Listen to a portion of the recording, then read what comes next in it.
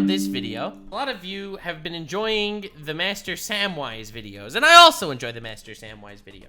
So he just did a video, audience hate bad writing, not strong women, which is very in line to, I guess, one of the meme conversationalists that we've been having over the last couple of weeks. This has been a prevalent talking point on the Nuxanor channel and comments, so I feel like we should dive right into it, see what we got here. She-Hulk, Peter Pan and Wendy, The Rings of Power, Captain Marvel, The Last Jedi, Mulan. All products featuring a female lead of significant strength or power, all brutally panned by audiences. I wonder why! It must be because they hate women. Thank you, Twitter, for revealing the truth about the patriarchy once again. Finally revealing the truth about how people hate women. Why is that? Sexism, right? Or No! maybe it's just bad character writing. Oh.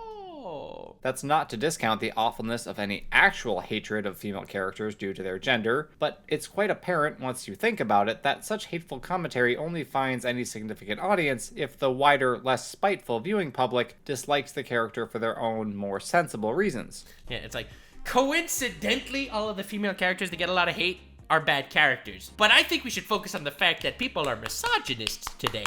I think that's what we should really be focusing on. Main reason, of course, is that so many lead women in film and TV in the past decade are just horribly written. There are plenty of exceptions, of course, and we'll talk about a few of those. Yes. This is a problem most notable in Disney projects, as you could tell from my list, but since Disney owns half the world at this point, it feels like a wider issue. Damn. So what exactly makes these characters such bad examples of what a protagonist should be? I hate everything about She-Hulk. Wait a second, why don't you have to worry about controlling your inner Hulk? Why is it that when you go Hulk, you still have control? I have to deal with controlling myself every day as a woman. Of course. And it's like, ah! Well, it's hard to point to any one thing in particular. I think that the biggest thing in particular is the fact that a lot of these characters are too perfect, and all the flaws come from the fact that people are bad to women. And that's their whole character. Not all the characters discussed here will share the same writing flaws. Yeah, except most of them will. They all fail in varying ways, but they do have some similarities. A common one is being overpowered and not really earning that power. The original animated film... Dude, the original Mulan is one of my favorite movies of all time. And I actually just talk about this in my video, How to Not Write Female Characters. It's not out yet. Stay tuned! But I do talk about comparing the Mulans. Shows Mulan's struggle due to her inexperience and lack of physical prowess. But she makes up for those disadvantages by using her wits, thinking creatively, and refusing to quit even when things seem hopeless. The new Mulan is basically a superhero already due to her midichlorians, and thus is automatically more skilled than everyone else. There's no need for her oh god, it hurts so much. Oh god, dude. to use her brain or develop new ways to approach problems, leaving the character flat and uninteresting. It's worth noting that when I say earning power, that doesn't necessarily mean doing something noble or virtuous that results in the character being given great power, as is the case with someone like Captain America. Most superheroes do not earn their abilities in such a way. Their powers are forced upon them through chance or freak accident, and that's fine. However, to then earn the power given them, the hero should have to struggle in some way, to grow into his or her abilities. The Tobey Maguire Spider-Man movie is a classic example of this. Peter Parker is given superpowers through a random spider bite, but he doesn't instantly know what to do with his newfound abilities, nor even how to put them to proper use. There are significant growing pains as he learns to be the hero he now must become. Yeah, very true. An incredibly based observation. Example of this trope that was done fairly well is Kate Bishop from The Hawkeye Show that at least 20 people watched. Despite being an incredibly talented archer and martial artist from the get-go, Kate is woefully inexperienced in the world of crime fighting and has to learn how to apply her skills in each new situation, relying on the mentorship of Hawkeye himself. On the flip side, we have characters like She-Hulk and Rey Skypatine. Rey's progression through her Jedi training was basically just whatever the plot required at any given moment. Jen Walters woke up as She-Hulk and immediately was in full control of her alter ego. The central struggles that defined the characters from whom these heroines were derived are just stripped away and not replaced by anything meaningful. Yeah, they're just kind of great and perfect and stuff. Defining character moment takes place during a group therapy session when she comes to the realization that she needs to accept that she doesn't need to be She-Hulk to find acceptance. That's right, the apex of Jen's character arc is her deciding that she can be herself. Despite the fact that she is a woman, a lowly, human born with the female gender that identifies as a female. Despite that very, very sad reality of her being a woman, she could still accept herself. This wasn't an issue, by the way, until after the She-Hulk persona was present. Interesting! It's almost like it actually makes no sense. Prior to her accident, Jen appeared to be quite satisfied with her life. For some unknown reason, she only decided to get into the dating scene after spending some time as a giant green monster, and then found out, apparently, there's no market for a reasonably attractive 30-something-year-old lawyer in Los Angeles. Huh? Which is like, it's so disconnected from reality. I don't know about you, but to me, that feels a bit contrived. Look, I'm not in the online dating scene, but I have it on good authority that women tend to get significantly more attention than men do on those apps, especially if they happen to be successful and not ugly. Does this show seriously expect me to believe that the only guys willing to even talk to Jen Walters are total creeps and losers, or, alternatively, men who are only charming and friendly because they have an agenda? Speaking of which, let's talk about Disney's obsession with promoting and elevating women. It's one thing to have female characters who are smart, strong, persistent, and courageous. It's quite another to simply promote the power of women by setting them up on a pedestal. That kind of treatment is nothing more than pandering, and stories that contain it suffer greatly. Take, for example, the recent Peter Pan and Wendy, which decided that the all-male cast of Lost Boys wasn't inclusive enough, and so tossed some girls into the mix. Girls can be rough and tumble. That's hilarious. What? I didn't know they did that. Too, you hear? Do you know why the Lost Boys were originally all boys? It's because they fell out of their prams, or strollers for you Americans, and were carted off to Neverland. And girls are far too clever to do such a stupid thing. But apparently no one involved in the casting decision had ever read the original. They just nerfed women's intelligence for the live action novel, so here we are. Or we could the live action Peter Pan is like, let's make women dumber. Talk about Captain Marvel and the thinly veiled metaphor for the patriarchy embodied in the one dude who keeps telling her to not use her true power because that's cheating or whatever. And of course, She-Hulk seems to be mostly made just to complain about the pig-headedness of men. There's a hot chick over there, I'm gonna go talk to it. Yeah, nobody talks like that. Yeah, nobody. It should come as no surprise that these shows and movies don't just fail at writing good female characters. They're terribly written across the board. I'm the spy. What? It's not I love how to cut this clips all the time. not just Rey that the audience dislikes. No characters from the Disney trilogy won the hearts of the audience. Remember how great of a character Nick Fury was in Captain Marvel? Yeah, neither does anyone else. Elrond really stood out in the Rings of Power, right? Okay, he actually wasn't terrible. He wasn't good, but he could have been worse. Honestly, Galadriel could have been worse too. Not that I think she was well written. She wasn't. And her introduction in the first episode is basically a how-to course on annoying audiences. Damn. We first meet her as she's being tormented by other elf children for having the audacity to think that her origami swan will float.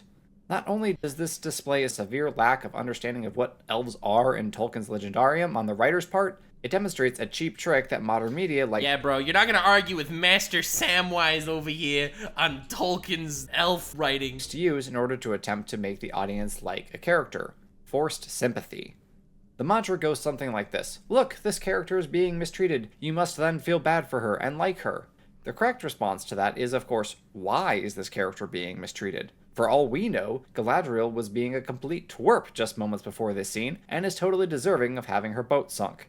There's no narrative reason that the show gives for Galadriel to be tormented here. It's just an attempt at manipulating the audience into feeling bad for the poor, helpless victim, and thus hopefully liking her. Contrast that with That is such a cheap way to make you feel bad for a character. It's like a shortcut. A bad shortcut. pain and the plight of Vin and Powder. The show opens with an Did he call her Vin? actually tragic scene, and it doesn't stoop to the pointed, petty tactics of Rings of Power. Galadriel lives in Valinor, a place of transcendent peace and harmony, so the writers contrived an inane attempt at sympathy. Arcane is set largely in a brutal slum of a city, but it gives its main character... But still, it's not just like, wow, life is hard here and women are treated as lower class citizens and therefore the women have suffered. No, it doesn't do that. It gives you a complete and legitimate reason as to why these characters ended up the way they did. A plucky, relentless attitude that rejects the victimhood status which so many other modern properties confer upon their heroines. Because if you're a victim, how can anyone hate you?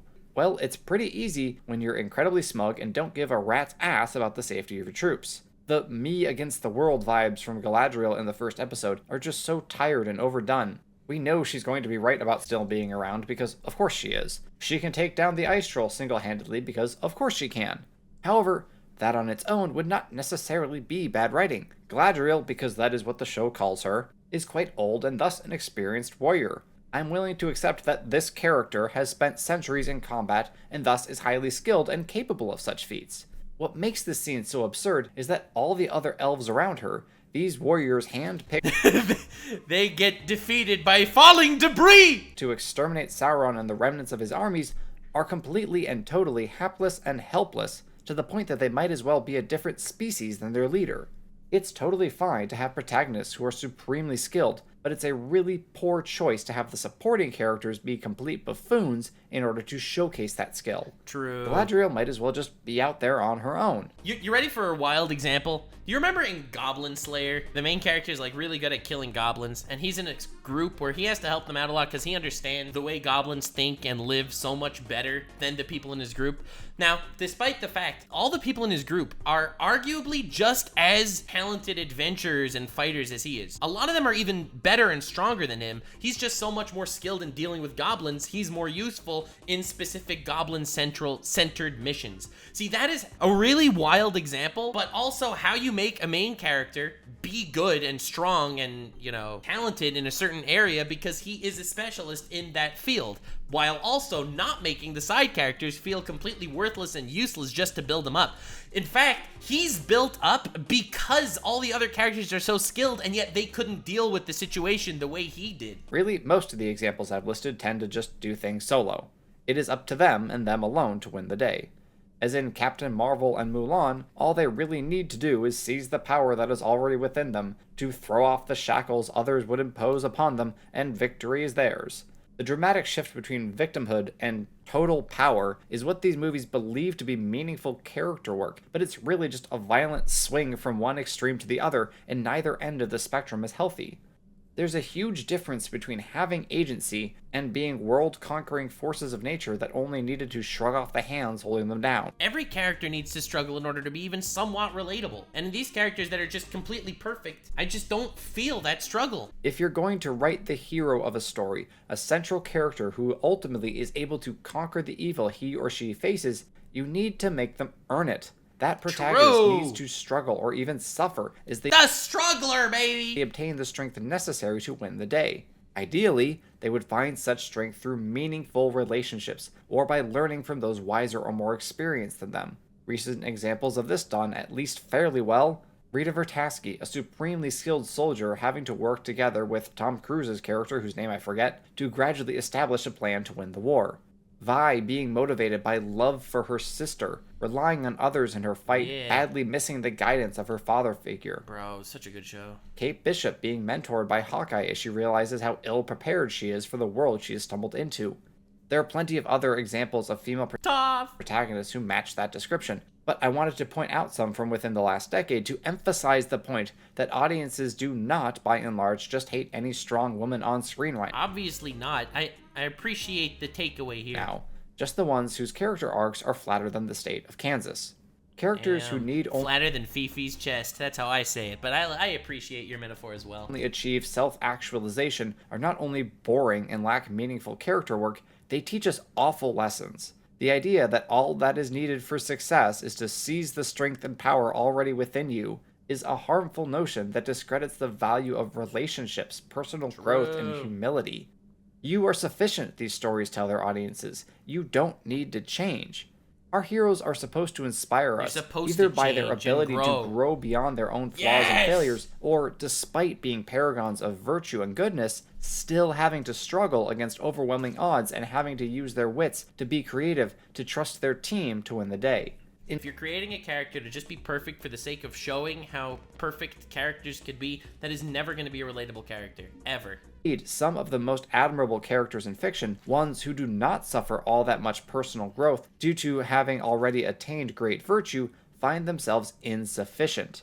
This is most clear in Tolkien's work, where characters such as Faramir, Theoden, and Aragorn, great men who suffer little if any inner turmoil, at least in the books, are not able to win the day, but rather can only play their part in the war that will define the future of Middle-earth. They teach us the message we need to hear, the message that Disney and Hollywood want to keep from our ears, and that is, you are not enough, but you still can do great things. They may not I like that lesson. bring you glory. They may even bring you pain and suffering, but if you put the good of others before your own needs and wants, you will find true and lasting happiness. So many modern heroines fail to win the love of the audience because they take shortcuts to power. They are elevated by the story rather than having to climb up their own character arc. They are shallow character molds created largely to prove a point or push an agenda, and perhaps most importantly, It does feel that way for most of them. And that's why I really hate how muddy this debate gets. When people say that strong female characters bother them, obviously they don't care about strong female characters. I think that people would treat strong female characters the same way they would treat strong male characters. Dude, you know how much shit anime get with overpowered main characters? I had to start an entire series of Overpowered Done Right to talk about the specific overpowered characters that are actually well written, as opposed to the bland hodgepodge of isekai protagonists summoned into alternate worlds where suddenly they have to gather a harem and defeat the demon lord. No one likes strong male characters either if their entire character is just being strong. There needs to be a struggle there for them to be a relatable character as well. But no one will ever understand. No one will ever understand. It's so much easier to just see someone criticize a strong female character and call them sexist than actually discuss anything that they feel or believe. they tend to care for themselves, their own success, their own ideas of what it means to be fulfilled. Hollywood and Disney in particular seem to want so badly to provide us with examples of powerful women, but they fail to understand what makes for a good example or role model. The heroines they prop up are too often shallow, unlikable, and exhibit many of the traits, such as arrogance and abrasiveness, that their creators find abhorrent in male protagonists. How is this fixed? Simple. Create characters to tell a story, not to prove a point.